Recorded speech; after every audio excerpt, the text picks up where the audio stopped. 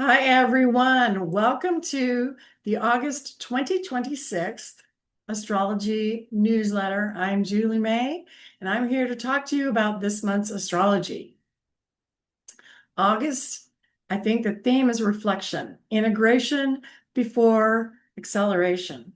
So, we've all heard that saying that when one door closes, another opens. And August reminds us that there's value in standing in that hallway just for a moment before we go through that door. After it closes, give it just a little pause.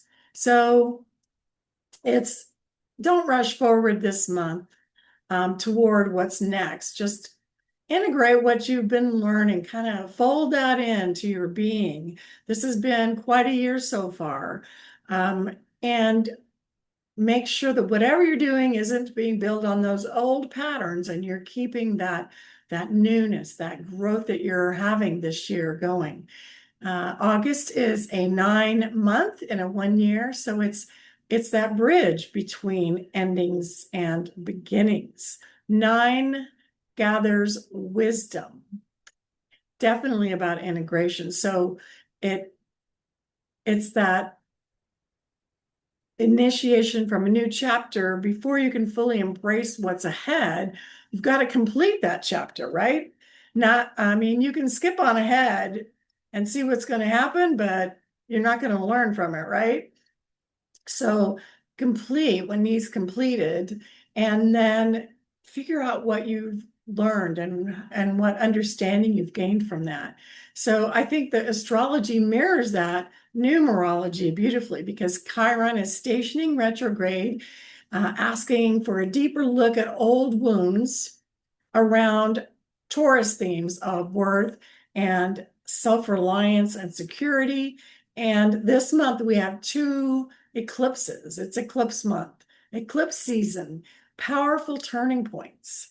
So Virgo season, we'll be heading into that after Leo. And it reminds us that meaningful growth isn't measured by dramatic breakthroughs, but by those small, consistent choices that we make every day. There will be moments this month where we'll move boldly, when when the sun is in Leo at the beginning of the month, and there will be moments to wait. So there'll be moments when life changes your plans before you had time to even actually finish making those plans. So this month is about discernment. And that is your greatest ally this month, actually looking at something and seeing what feels real and right for you. So put those finishing touches on those personal and internal improvements that you've been making, because it is that 9 month and 1 year.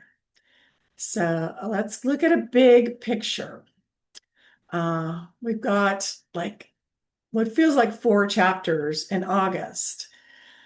We've got healing that foundation when Chiron turns retrograde in Taurus. It'll be there in retrograde until September and then still retrograde, but it'll be going back to Aries until next spring before it fully goes back direct in Taurus for the long haul. But you've had just a little taste now of what that Chiron themes are for you that are coming up for healing. And remember that Chiron healing is not about erasing the past. It's about changing our relationship with it, how we look at it, how we heal from it and grow so that that healing can help us be the teacher for healing for other people. Then I think there's a chapter of a door opening, which is that Leo new moon eclipse, which invites courage. Something new wants to emerge during that time, but it is asking you to participate in it, not just sit back and wait. Courage. What is that Leo new moon eclipse going to show you? And what it wants you to participate in. Then there's building momentum. We've got supportive Mercury, Venus, Jupiter, and Saturn aspects that help transform help change inspiration into something we can touch and feel. And then there's that chapter of truth revealed. When we get into Virgo season and the Pisces lunar eclipse shows us what has been hidden and allows us to adjust course with greater insight before we move into September. We have a big month ahead. So, what's my take? I think we spend too much time looking for that next answer and not enough time trusting what we've already learned. Trusting what we've already learned. It doesn't always have to be about that new, exciting thing.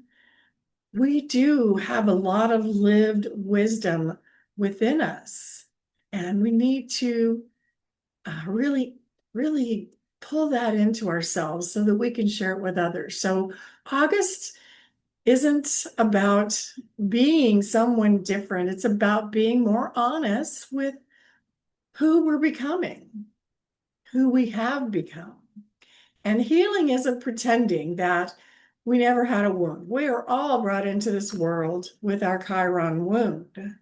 And at different times in our life, it asks us to look at different things, different wounds that we've either accumulated through life or were brought with us, were something that was, passed down from our family, or maybe just things we were taught as a child that don't align with who we are and who we need to allow to become.